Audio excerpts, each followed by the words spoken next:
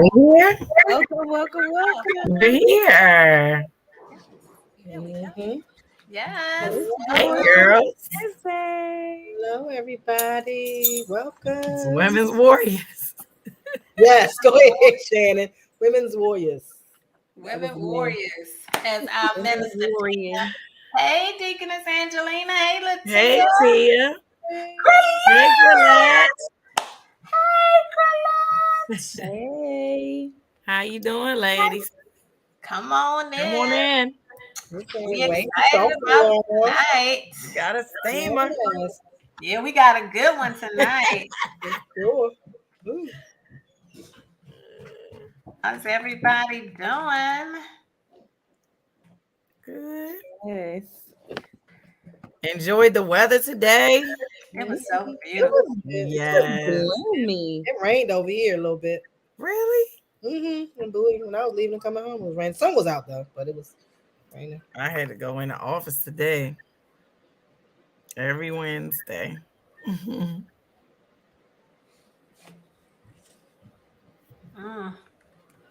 Hey, Mama Gail. Hey, Mama Gail. Hello, everybody. Yes, it is nice outside. You're really just nice. football practice. Oh, okay.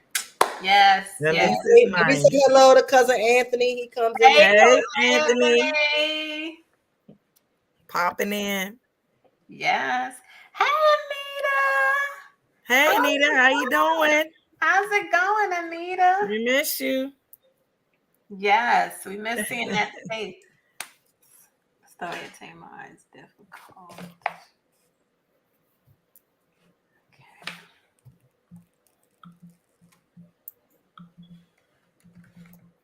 Now, let's see. All right.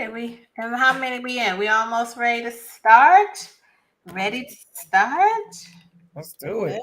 We got a lot to unpack. Let's go ahead. Yes, this is a good story. Did everybody read Genesis 30? You coming along? I miss you too. Yes. You bossing Alan around, Anita? Telling him what to do. Yes. Having him work hard. Right. Yes. Did everybody read Genesis 38? This is the story of Tamar, Judah's daughter-in-law. And Judah is one of the 12 sons, which we talked about their mamas. He was Leah's son, the one where she would now praise the Lord, right? Your mouth dropped a couple of times, Latia. I know. It's such a good story. It's so I'm good. telling you, the Bible, man. Please. Well, that's why we say from the That's from the drama broken right to the there. beautiful, right? That's a whole soap opera title. From the broken to the beautiful. I told you we need to do some. We need to do some today. Yeah. We got to put that together, like the stories of the women and put a little play or a little what they call it? Little reenactments. Yes, reenactments. It would be so good. I don't know why they have it. You know what? Oh, side note. Anybody have Peacock TV? Yeah. Peacock TV, right? There's a movie on there called Redeeming Love. It is the story. I did not know, right till maybe midway, that is the story of Gomer and Hosea. Oh, okay. But when I say they go raw, not raw like they are, but it's PG-13. That's why I did not think it was the story. Yeah. But it was so good. It's called Redeeming Love on Peacock. I was like, oh, we got to have the ladies' time and watch this movie. But it was so well done. Okay. I didn't know it was the Christian format till I was like, my husband came and says, I was like, boo, this movie is good. So I played back something. He said, you didn't hear that man say his name was Michael Hosea? I said, no, I didn't. I had a TV turned down. I said, no, I didn't hear that. But now it all makes sense. But it was so good. So I was like, the way they did it, I was like, bam, you can do this with these stories and and it just showed it was so beautiful, but it was good. It Oh, was and called she's in Redeeming there Love too. Tamar is in that on book. Peacock TV. You can find it on YouTube. Somebody else told me they saw it somewhere else, but it was on Peacock TV.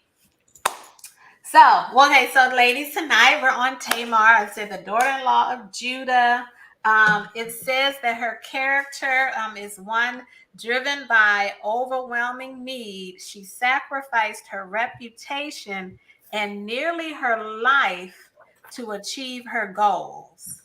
Huh. So the key scriptures here are Genesis, the whole chapter 38, and Matthew 1:3. So Jessica's just going to read the little snippet from certain parts of Genesis 38 because it's so lengthy, right? I believe it's 30, 29, 30 verses. But Yeah, she's going to 30 read a verses. few snippets of it. So catch those up to speed who may not have read the entire chapter. But it's real short what she's going to read. Go ahead. Read, Duty. Judah got a wife for and her name was Tamar. But was wicked in the Lord's sight. So the Lord put him to death. Then Judah said to Onan, lie with your brother's wife, produce offspring for your brother. But Onan knew that the offspring would not be his, so whenever he lay with his brother's wife, he spilled his semen on the ground to keep from producing offspring for his brother. What he did was wicked in the Lord's sight, so he put him to death also. Judah then said to his daughter-in-law Tamar, live as a widow in your father's house until my son Shelah grows up, for he thought he may die too, just like his brothers. So Tamar went to live in her father's house. When Tamar was told, your father-in-law is in on his way to Timnah to shear his sheep, she took off her widow's clothes, covered herself with a veil to disguise herself. For she saw that though Shelah had now grown up, she had not been given to him as a wife. When Judah saw her, he thought she was a prostitute, not realizing that she was his daughter-in-law. He went over to her by the roadside and said, come now, let me sleep with you. So he slept with her, and she became pregnant by him. When the time came for Tamar to give birth, there were twin boys in her womb. Mm, mm, mm. What a story. It's so weird because the story does start off where Judah marries a Canaanite woman. Right. Now, she's black. You said she was black? But it was known that they were not to marry anyone outside of their culture, their Jewish culture. Outside of they were clearly warned to not marry any Canaanites or any of the other ites, right? You were supposed to. So in the comment, like I think verse 2, it says, he married the daughter of a Canaanite, but it seems that he saw this woman and he wanted her and he just married her. So he was very impulsive and had lust, he wanted to get, so then it now all makes sense, right? Into how he could easily sleep with his daughter, even though he didn't know the prostitute at the corner, right? He had no problem in doing that. So it just shows a setup of what is to happen. So in our book that we have, right, it goes into a little bit details and some about prostitution back then. And I think the big story is not about her pretending to be a prostitute. It's about the steps that led up to that. Right. It's a lot there, that is what happened. That her husband dies because God says he's evil. Please, he didn't like him. He put him to death. Yeah. It's evil. Then put his brother to death. Then he put his brother to death because his brother was disobedient, did something he wasn't supposed to do. He was supposed to, because let's give you some little history, historical content, as they say, right, in the books, right? But when the husband dies, then the brother, especially if it's the eldest son, and he Yeah. was the firstborn. So the firstborn, we know, always gets all the rights. They get everything, right? And Mhm. so then when the firstborn, if he's married, right, is supposed to go to his seed. And so since he did not have a child, right, then the brother is supposed to go and marry his brother's wife, have a seed that will be accounted to the brother, but the rest of the offspring will belong to the brother, the second Right. brother. Second brother, right. Right. That was what the plan is. It's what you had to do according to the law. Right. Because women, here we go again, back then had no rights, right? We had no ways of taking, we would supposedly need a man to take care of us and to Right. protect us, to cover us.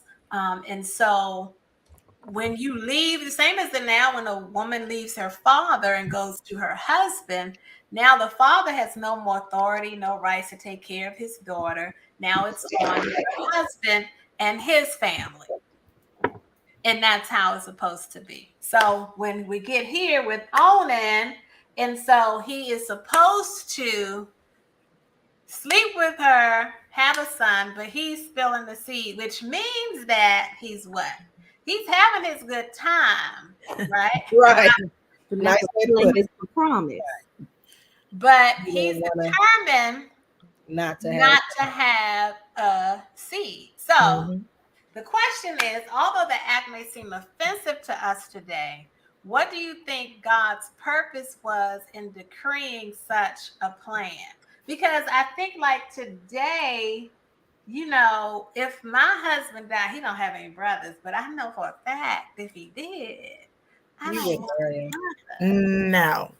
Right. No matter, So That's a definite no. especially not having no kids, man. That's for sure. It's a no for me. they never have to give up. So I that's got the two, but question. What do you think God's purpose was in decreeing such a plan? And when I you think think, it's kind of like he was showing what was to come Yeah. almost.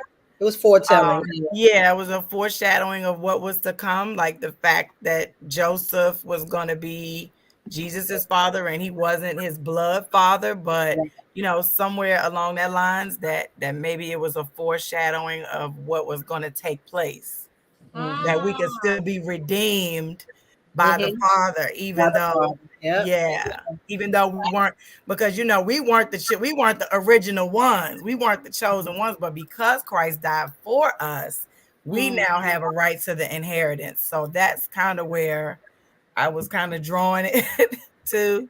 and it does say in a few of the commentaries, it's similar to called the kinsman redeemer, Yeah. how Yeah, it it grew, does say that. The book how says that. when something is lost or whatever, they come and it has to be a relative can come and redeem. Mhm. And so it is kind of like a foreshadow of that. So that's probably why God got so angry. Angry, right. Because he knew what he had to do, right. Because all you had to do was do what Right. You had said. one job. So now you just want to spill the seed, where and understanding how valuable That seed is, right. In Yeah. that time, And right. yeah. The And son I was wanted to find where it was. So I went and read Deuteronomy to find where the what's law that was verse? and what it said about, the brother-in-law. It's I can tell you exactly where it is. It's Deuteronomy I got it too. 25, starting at verse 5.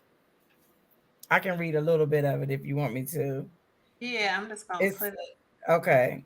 It up so they can says see it, but I'm gonna see if I can. 25:5. It says, if two brothers are living together on the same property and one of them dies without a son, his widow may not be married to anyone from outside the family. Mhm. Instead, her husband's brother should marry her and have intercourse with her to fulfill the duties of a brother-in-law. The first son she bears him will be considered the son of the dead brother, so that his name will not be forgotten in Israel. So it's a part of legacy. Yes, Yeah. it's a part of carrying on that legacy of your brother. Carrying on legacy. That firstborn. That's it. Yeah. So you just couldn't that is very interesting. I love how that daggone Deidre. I would never. I'm taking my punishment like a champ. But all and then it says, like, if you read that whole thing, it says that what she would have had to do was go to like the people of the town and tell them that he hey, this guy doesn't want to marry me, right? do what he's supposed to do, right? That's why I And kind of then, like, yeah, she's honorable in that regard. What would have happened? What?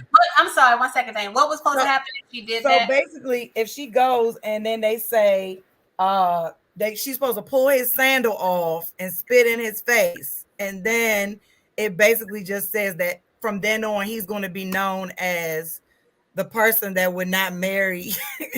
But what if he was married? What if he was married? It doesn't matter. It wouldn't. I don't think it would they matter. had more than one wife. Okay. Back then they could. I think they could have more than one wife back then. Yes, they could have. But it's an obligation that they have. It's really to carry on the seed, and then that's it. It's to carry it on. But God always has a plan. It's because it's legacy. It's what it represents. And then so both brothers are taken, right?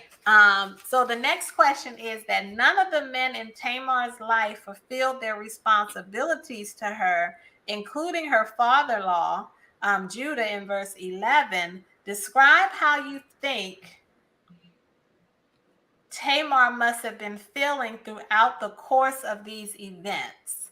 Was she angry? Did she feel angry, ignored, dishonored, belittled, ashamed?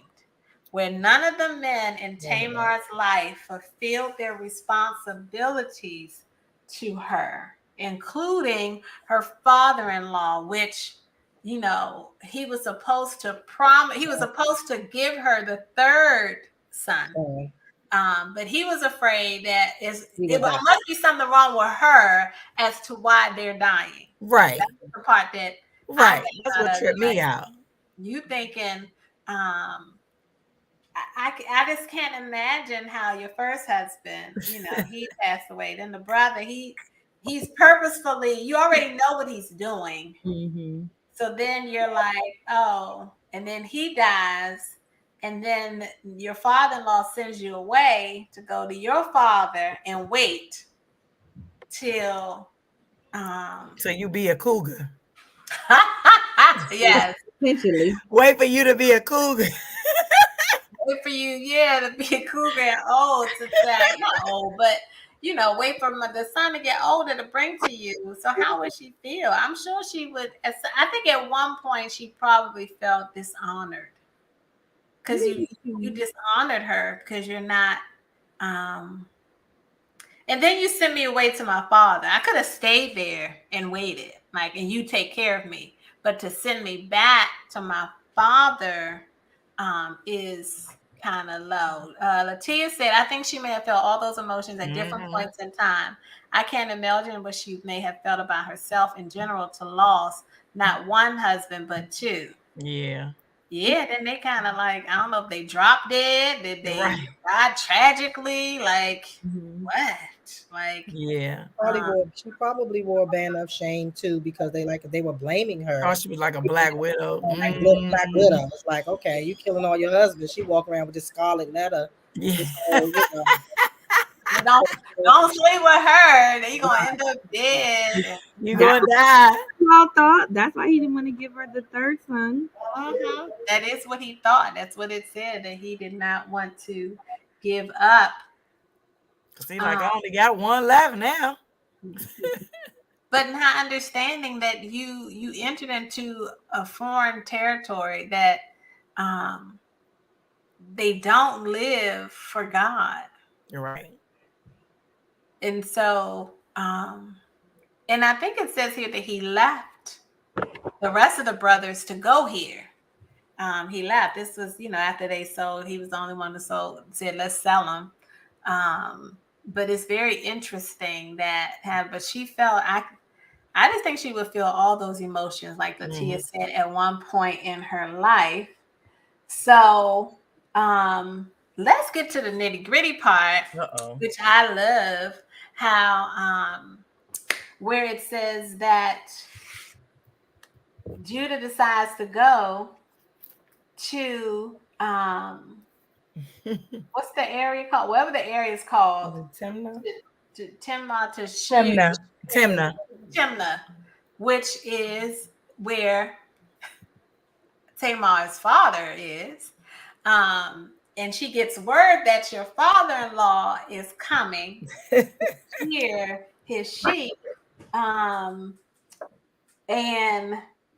he's on his way. So she decided to, I guess, you know what? I gotta take it by force, even though she wasn't by force, but I have to plan this out to get what I need. Was she conniving? Do you all consider her? I don't think so. I think she was just at that breaking point, just like, Desperate. this gotta happen for me. You know what I'm saying? Like, not trying to be conniving, but I've been waiting and waiting and waiting. And yeah, something gotta give. I need to know what's going on. Jessica said she was desperate. Yeah. Anybody else? What do you all think? How, what would make her do this? I heard desperation,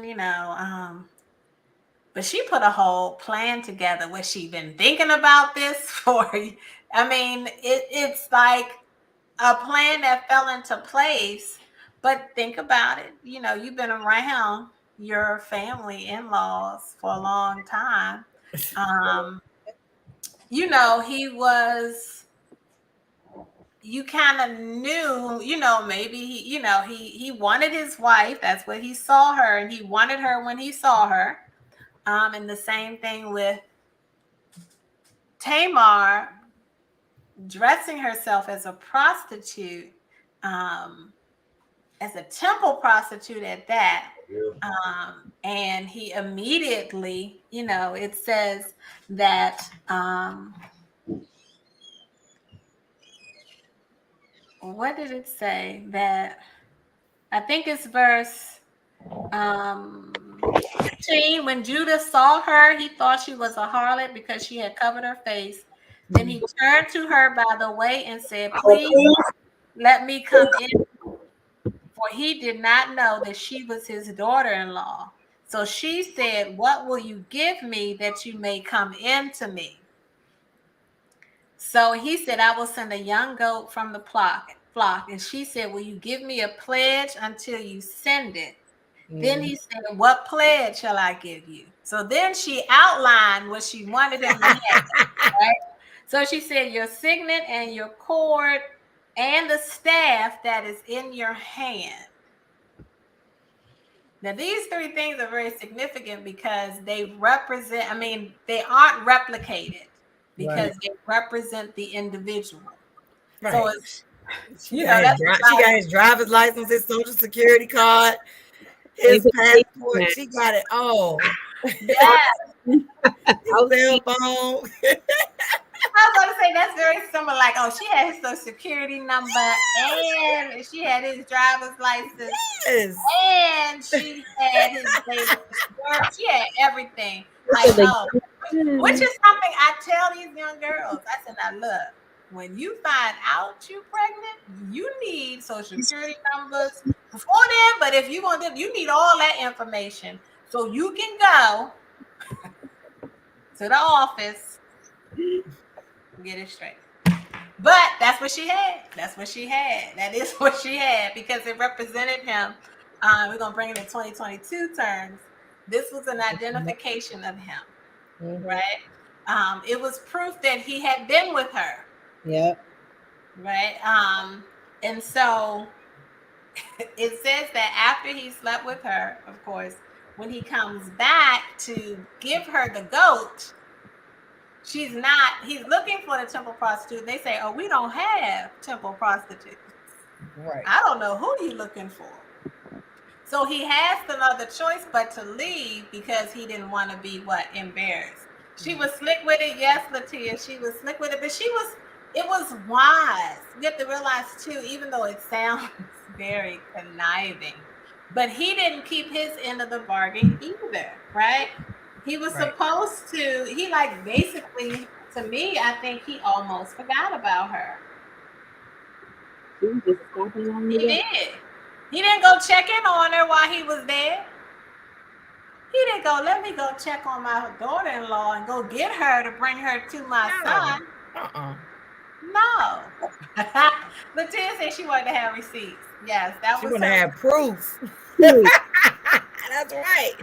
But but I was gonna say, like, part of his reason for not looking for her too was also he didn't want to tarnish his image too, because once he found out that the temple didn't have temple prostitutes, he would have brought shame upon him as well. So he just basically, I'm not gonna say nothing. I don't know who this woman is. I'm gonna keep because that's his reputation too. So he had to keep quiet to protect his reputation. Right. So, right. Yeah, it all fell into place, but it's really an interesting story because I'm a little repulsed because I would not, my father-in-law, but she had to do because in actuality she didn't have a choice. The secure place. She felt desperate, like Jessica said, that she had to fulfill this, to do this because you don't have an inheritance. Who's going to take care of you? Right. Widows didn't have. Right. It's a desperate time where you fall into these measures where people have to get scratched. Nobody's going to look out for you. Right. Unless you can remarry, right? But most of the time, that's not what men wanted. It just doesn't show that too much at that time. Right. And so when he found out that she was pregnant, because the word got back 3 months later, then he was like, oh, she need to be burned. Right. Bring her here. She needs to be burned because she ain't had no business doing this kind of stuff. She's supposed to wait on my call. Right. And he knew he wasn't never gonna call. So what do you think of Judah's response to the news that Tamar was pregnant? And I think verse 24, it says, Tamar, when about 3 months after Judah was told, saying, Tamar, your daughter-in-law has played the harlot. Furthermore, she is with child by harlotry. So Judah said, bring her out and let her be burned. So what do you think of that? Judah's response, was it a double standard for him to condemn her actions, but not his own? Sure it was. Sure it was. Double standard. That's nothing new, right? Sure it was a double standard. Of course. Absolutely.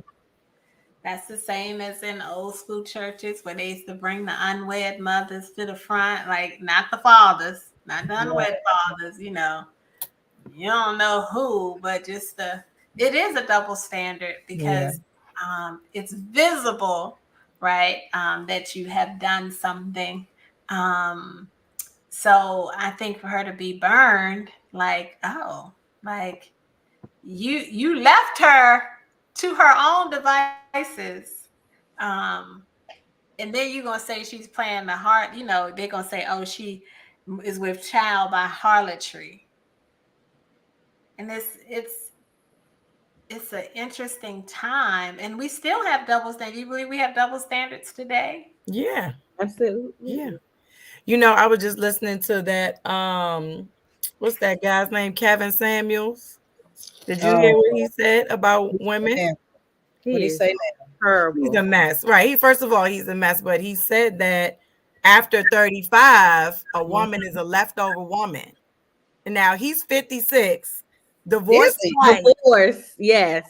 not married now, and he said that after a woman 35 is, that's leftovers, and it doesn't apply to men. That's what he said. He said And it he doesn't plus apply. that plus 20 and Yeah, my commodity. yeah, right, Really? How could you Yeah. say such a thing? right. That's terrible. Pay him no mind. Right. You know, But he has a following. you got to follow. Yeah, he He does have a absolutely large has a following. He following. does. He does. It's drama. But but that's just, but men do it all the time, where what's that, what's the phase? Midlife crisis. Midlife crisis. And then they go out and they get someone younger. They do all this stuff and then make the woman feel as if something is wrong with her. That's They it. get someone younger or anything like that. That's So many it, people Eric. look like what? But I mean, it's a true thing. Or we start to think that this, so then people believe this mindset. That's true.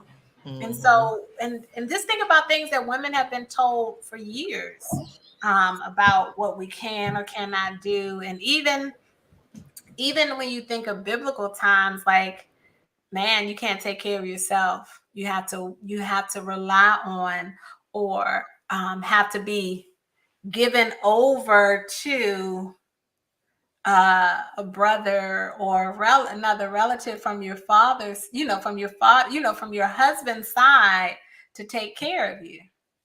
So that is very interesting. When you think about it, like, I'm thankful for where we are today to some extent, that we're, being independent, able to take care of yourself, to not be put in situations as this.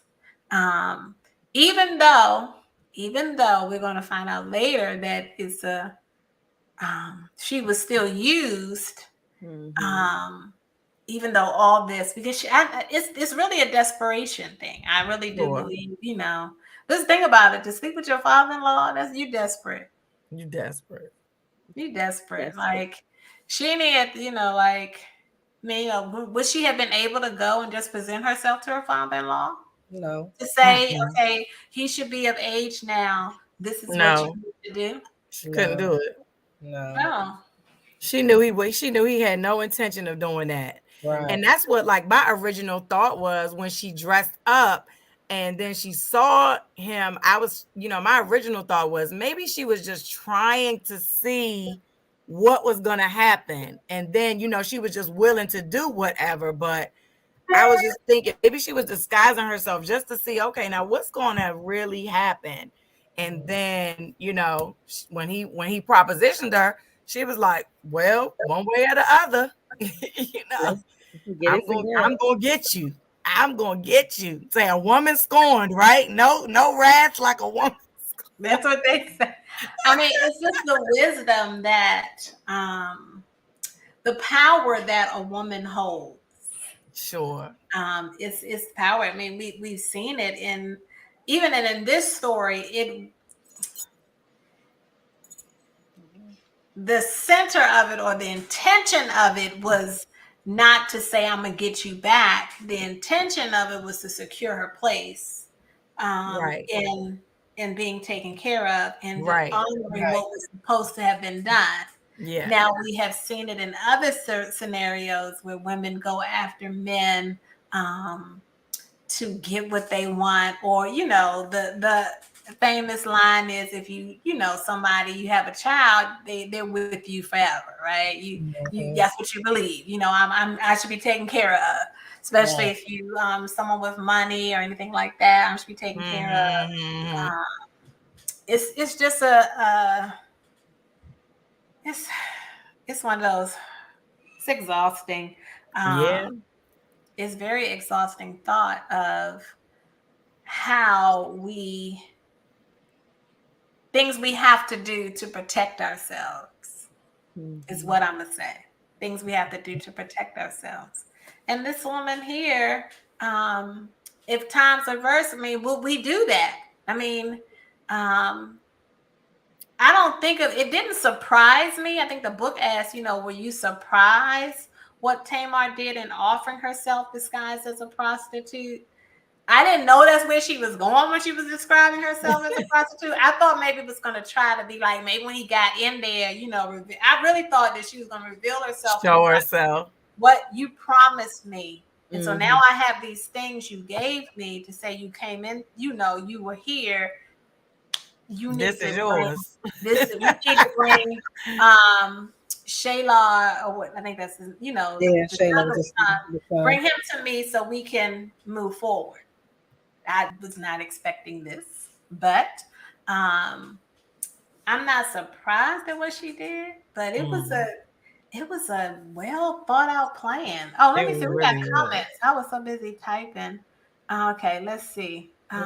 Kevin Samuels. He's just saying he's trash. Erica said he's a queen. His takes are always trash. He hates women. Latrice said the people who like him, his rules don't even apply to him either. Okay. They play mind games. Yes. He was okay in getting a harlot pregnant, but not okay with her being pregnant through harlotry. Definitely a double standard. Yes, Kendra, definitely. He, when you think about it, he ain't mind getting with one. Right. But when she became pregnant through harlotry, it was a problem. Right. It didn't even dawn on him that maybe it was me. Right. Wait a minute, maybe.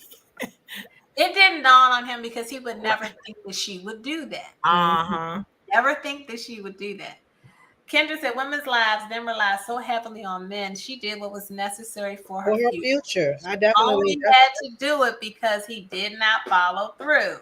Correct. Yeah. She had no other option at all in doing that. She had no other option. I think then the next question, in verse 26, he says, when he called her out, 11 verse, he said, bring her out, let her be burned. But when she was brought out, she sent to her father-in-law saying, by the man to whom these belong, I am with child. So she presented the items, right? Can you imagine his face? Boom. Mic drop. Yes. I can't even imagine. He's probably in total shock and disbelief. And she said, this is the thing. She said, please determine whose these are, the signet, the cord, and staff. Like, I need you to tell me who these belong to. So Judah acknowledged them and said, she has been more righteous than I, because I did not give her Sheila, my son, and he never knew her again. Because at that moment, when he saw those items, he was convicted. Yeah. Because he was out of it too. It was not, even though, yes, she had a plan and yes, it worked, right? But she had no choice. She was put in a position to do something to get what she needed. She didn't steal, she was put in a position to do what she needed, right? And that's why he was convicted, because she was more righteous, because he didn't keep his word. And your word is all you have. I think the Bible says that your yea be yea and get your nay be nay. What you say, that's what you should do. And he didn't do that. So he put her in a bind. He put her in a bind to be destitute, to be without no one to take care. To be poor on the street, to be homeless. I can't just say, guess who these belong to? She was petty. Yes. But guess what? She didn't even out him though. He outed himself. She didn't even out him. She was a G. She didn't even out him. Real honorable. She was yours. I love it. This is good stuff. It is so good. She just was like, please determine whose these are. And she said that to him. He's determined. You tell me who these belong to, since I'm playing He the was heart. like, Right. But in an instant, he was convicted. yeah, That's the amazing part, was that he in was. that instant, he was convicted because he did not keep his word. Yeah, And then now she's pregnant with his child, and she bears twins, right? The book said this is a difficult one to digest. I don't think the story is difficult, because once you understand the time frame, then you know, like, what would you do? What would you have done? Like, we gonna be like, oh, I'm going up in there. See, like me, I'm like, oh, I'm getting on a horse or a camel or something. I'm going to the house, because you know what? It's about, the years have passed. What we doing? See, yes, that's why I couldn't be in biblical times. I'm like, somebody Gary, take me. My father, he's getting ready to go, because this is what he's supposed to do. mm-hmm. But no, she was wise and heard he coming. She was like, I gotta do this. But it didn't surprise me. But I love is that she's in her son is in the lineage of Christ. Yeah. Yep. Mm-hmm. In Matthew 1, I should have. Yeah, Matthew 1, verse 3. I think Verse 3. Matthew 1, verse 3. 3. Mm-hmm. Anybody have it? They can read it, because by the time I get there, I'm using my husband's Bible. It's just giving a whole lot of like 14 Names. generations. I Yeah, think. A whole lot of names. it just talks about the whole Judah was generation. the father of Perez and Mhm. Zerah, whose mother was Tamar. Mm-hmm. And then it goes down, down, down, Down down. to who he named. So Oh, she was in that first part of the lineage of Jesus. That's Yeah. all the part. That's all the part that he was connected to Christ. her children, Her was actions. Judah, yes, was a part of the lineage, right? So it says, what does Tamar's inclusion in the lineage of Christ tell you about God's power to bring good out of tragic events?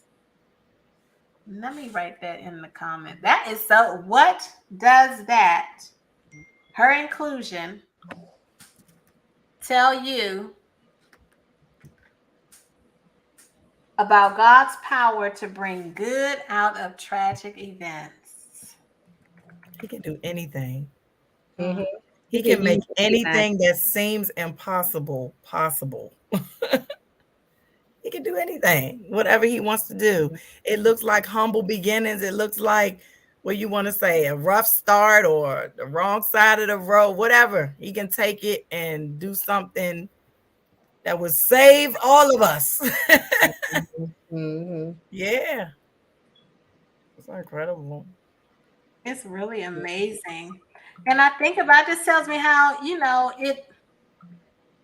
and when you think about her story, to be married to two men, or your first husband was evil, that's be enough right there. If he was evil in the sight of God, I can't even imagine what kind of person he was. That he was so bad that he had to be killed.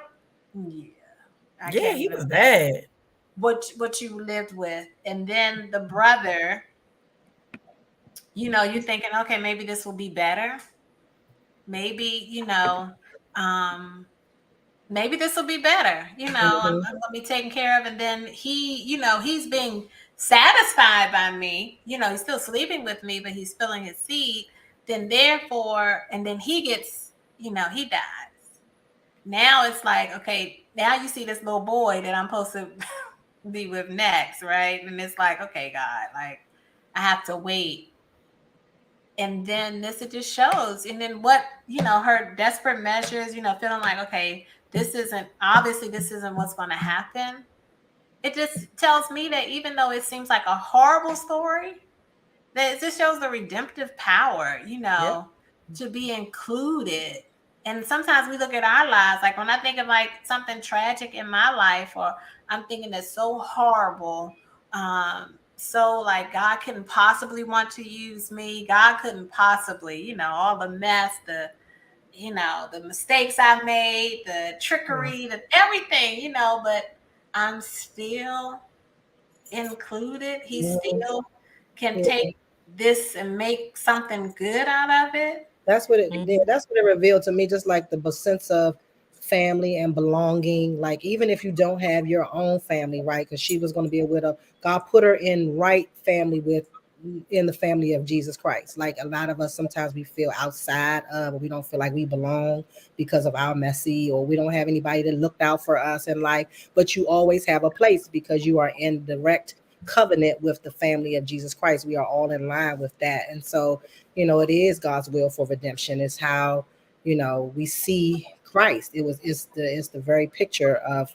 Christ, what she did, what she did. She was loyal, to family. She wanted, to me, I looked at it as loyal. I wrote that in my notes about her being loyal to Judah's family, even when they weren't loyal to her, even though she was still trying to secure her place, but it was still loyal because she could have outed them. She could have did all of that, and she never did. And so she got her reward because she ended up being in the lineage of Christ. And so I feel like she is a hero in a lot of ways. We needed her foreshadowing for Jesus. So That's good. That's good. Jennifer said it looks like a mess and he can make it a miracle. Yes, because that is a messy story. That That's was a good one. very messy. A very messy story. Minister Tina said that Deaconess Henry said he can turn bad into good. all the time. Yes, he can. Kendra, his word is true. All things work together for your good. For your good may not be good in the moment, but he can use it all for his glory. Yes. Amen. Like what you say, Shannon, last week? Not so good days. No more bad days. No more bad days. No more bad days. You have good days and for my good days. For my good days. That's For what my it is. good For my days. good days. Right. Yes. Right. Amen. Yes. Yes, from a mess to a miracle, a test to a testimony. Anita says a test of your strength. Yes, Kendra, he gives beauty for ashes. I love when the word points back to the word. Yes. Yes. Okay. Yes. I love that. I mean, who can't love God after this? Like, you look at these stories, and it's like, oh, that's juicy. That's know that even though we are not a mess, that God still wants to use us. He still wants to take these parts of our lives, which seem so ugly at the moment. At the moment. And the moment it is ugly, at the moment we can't even understand how anything good could come out of this. My God. Right? But we serve a God who can take all those pieces, all that mess, and create something beautiful out of it. Have you ever seen like artists or people do their work, or even when you get painted or doing some parts, it's like, okay, this is not looking like what I thought it was going to be. And then they're trying to be like, oh, it's just these are parts to it. It's another part, it's another step. And you're like, okay, you come every day and you're like, it's looking the same. I don't think they know what they're doing, all this stuff. And then at the end, you're like, and they do it like, I didn't understand all the process. I didn't understand all that went into it. And that's how it is with God. And you have no other choice but to love him and trust him, because he knows so much more than we do.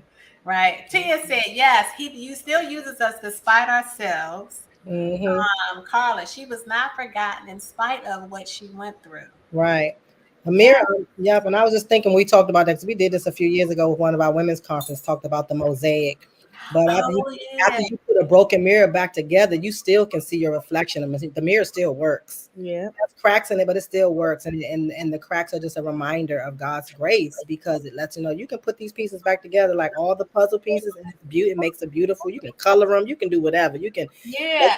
I think it's called kintsugi. I think where it's the Asian pottery where they take the broken pieces and they use this they make it into art inside of what the broken pieces. So they may fill it with gold, they may fill it with gold. Yes, it turns into this beautiful piece even though it was broken, It was broken, but you they can make take it all into the look. parts and that's how God carves it into, because these broken pieces of our lives have a purpose. It was It's purpose. just getting from that brokenness to that purpose is hard for us to understand until we come out on that side. Mm-hmm. And then we'll see.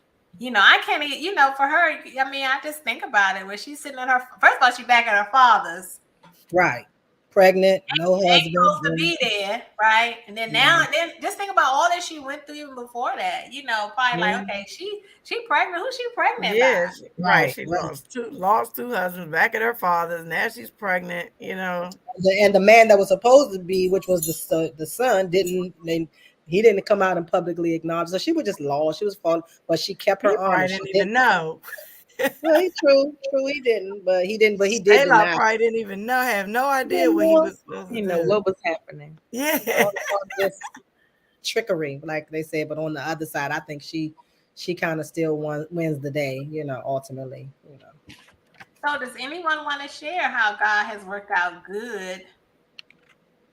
good out of the bad things that have happened to you or to someone you know? Wow. Good. That's good. Mm. Well, I was the teenage mom, so not married, living in my parents' house. Um, and when I talk to my girls, I'm very transparent with my girls, with my children, very transparent with them, and just telling them that I want so much better for them than what I went through. And the beautiful thing is, I'm still with my husband. I'm still with my husband. I'm with my husband. We did marry and we did raise our family together. And it at the time it wasn't pretty.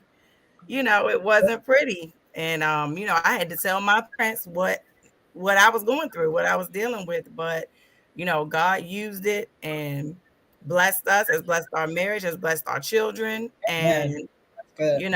I thank God for that, because I sure didn't see it. I had some options in mind of what I could do and what I could do this quietly and privately and nobody has to know. But it was God's will that what took place. And it's beautiful. He took my broken situation and made it something beautiful. So Beautiful. Wow. That's a blessing. That's amazing. yeah. It's an That amazing, is amazing. amazing. That's an amazing story, because yes, it's a lot of times we just don't share, and people just need to know Yeah. how he made something that was bad or appeared bad, because I don't believe Right. that we know that children are a heritage from the Lord, so they are a blessing. The timing may not be good for you, Right. or the Right. timing may not, but children are a blessing. And so, but the hard part is dealing with um, understanding all of that. This the full Right. matter, because we're thinking of everything, but it's beauty. And it was a rough season, but you learned Mm-hmm. from it. And then now you're able to share that part, or you meet a teenage mom, you're able to share, Mhm. I know what that feels like, and encourage. Mhm. Yeah. And Mm-hmm.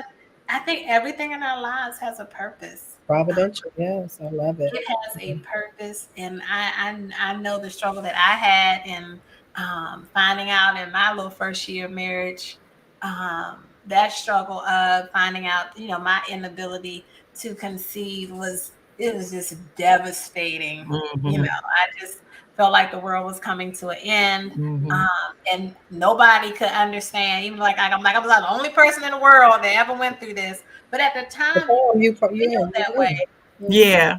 Yeah. It's hard to fathom, so you're keeping it all to yourself. You get mad when when teenagers are getting pregnant. You like, hey, hold Yeah. on, something wrong with this picture. Yeah. Just things that run through your head, and it Yes. feels like the most worst thing in the world. And then when I look at the process that we had to go through, Yeah, that story is amazing. Yeah. now when I look at our son, and I look Yes. at And I think about how the story, how who adopts in 3 months? Right. Come on. Nobody does private adoption 3 months in reference to not going to somebody they know. And so I was like, hey, you know what, Lord, you do all things well. But it's you look at it, it was a broken time. That was a broken 10 years, I would say. Mm-hmm. 10 years that we did endure that. And that's a long time. That's a long When I time. think about it, that's a long time. But God is faithful. And Amen. so I Amen. look at that and how he took that something that was bad to me, that was the worst thing to me. And I know it Mm-hmm. hasn't happened to me, but I think that may have been one of the worst times in my life. That especially in your first year of marriage. Mhm. Yeah. Maybe later on, Amen. but yeah, so that's good. Oh, here, Mr. Put up here. Tia said the broken pieces of our lives are being beautiful masterpieces, even though it doesn't seem like it at that moment. Amen. Yes, ma'am. Yes. And That's Jennifer, and now that first little mishap is amazing and has amazing siblings. Yes, Thanks, oh, Jenny. yes, yes. yes. That's exactly actually why I started the blog. Sharing my experiences in those broken pieces not only sets me free, but can help set someone else free. And as God is making my mess a masterpiece, still a work in progress, I'm sharing every step of the way. Yeah. Very good, Kendra. Yes, people need to know. They need encouragement. Even though we're going through these broken, beautiful stories, and a lot of us are learning something new, but a lot of people don't know that in His Word it's a mess, but we see how the story ends. Mhm. That's We Yeah. good. see that good in You that already story. see the end.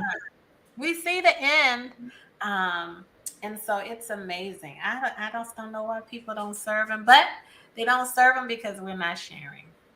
Right. I was just thinking about our pastor when he preaches sometimes. He's like, I just wish y'all would read the Bible. When he says, I just wish you would read the Bible because that gives us something. We always worry about whether or not we're able to witness to others, but the Bible, the answers are there. I was telling my daughter that the other day. I was like, all of the answers that we need to everything, sexual things, marriage, anything you're going through, it's right there. You just got to make the There. connection, connect the dots, and trust that it is what it is. The Bible is true. And so it gives us witnessing power because the Bible is always it has the answer to every life's problems. Everything that is nothing new under the sun. Nothing. Nothing. Teen Nothing. motherhood, not new. Married, Not come on, new. not new. So we just give God the glory for his word. Like Kendra said, it always, the word always comes back with the word. He always comes back with the word. And if you just live and share, um, and that excitement of who we serve. And if we just share, you know what, God, I love you. I just need to share what he's done for me.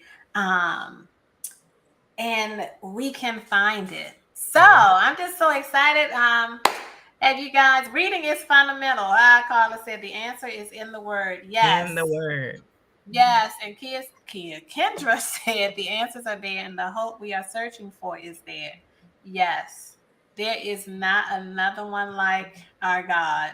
Hallelujah. Um, and I'm so excited. Well, it is 8:28. We had such a good time. I had a great discussion. This was good. Good. You know who our next person is? It is Uh-oh. That Potiphar's daggone. wife.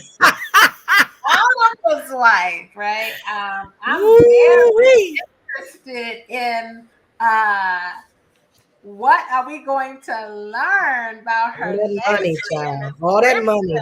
Just all that money. Rich. Potiphar's wife. She was She wanted something. something. Like Something. she She was was ready something. to grab Oh, something. yeah.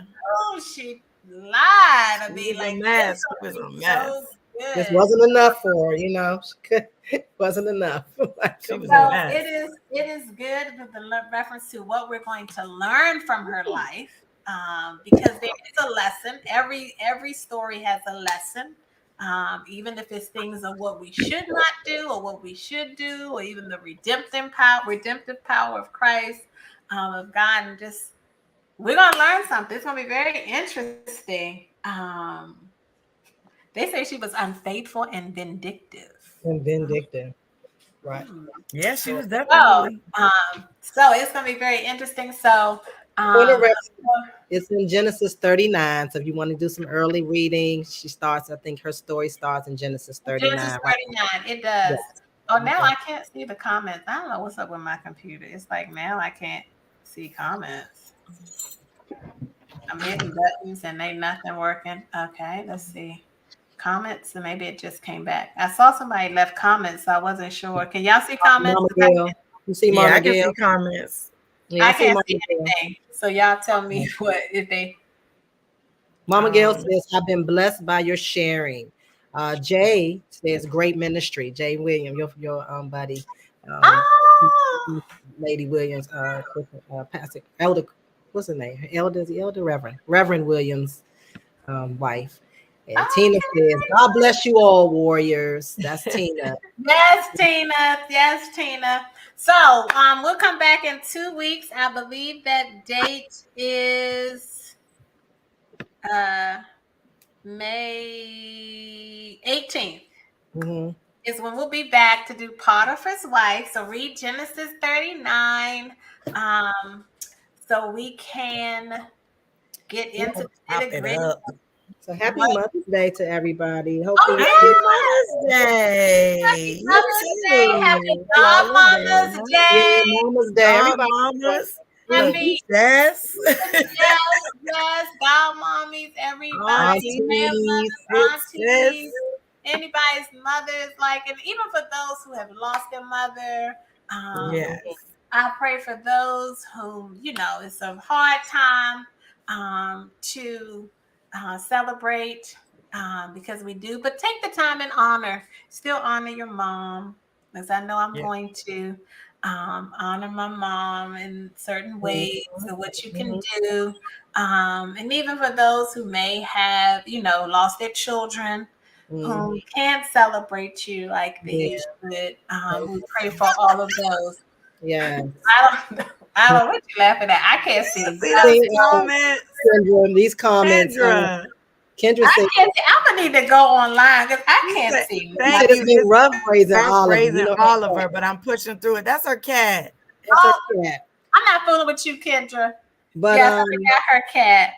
but Minister Tina is reminding us that warrior women, beautiful warriors, we are leading the prayer this Saturday. Oh, Next Saturday. Next Saturday, the 14th. Oh, okay. I'm confused. I thought that was the 8th. Okay, I'm sorry. okay. So, ladies. So, all my beautiful warriors on here, join in for prayer on the May 14th. May 14th. May 14th. We want to encourage you to join in so we all can lead the prayer on the 6th, 15th, 14th. Mhm. Also, that day we're doing the Marlboro Day. So if Yes. anybody's available, you can sign up. We're setting it up to be it's in the app, which was going to be announced on Sunday. I'm supposed to announce it. I was going to say, just be there. It's going to be exciting. Sunday, we're going to launch the app so you can open that up and you can pick the day to serve on there, which is great. So, all right, I think that's it because I can't see anything else. Anything else that I'm missing? We mentioned. Okay, my thing must be delayed. All right, so I love you guys. You all have a wonderful the rest of your week. Love you guys. See you Sunday. Warriors. Whenever Jessica, what we do? It's Jessica. W's for Love you. Warriors out. and stay out. We love y'all. We do. We love y'all. See y'all Sunday online. Love y'all. Or in person. Bye.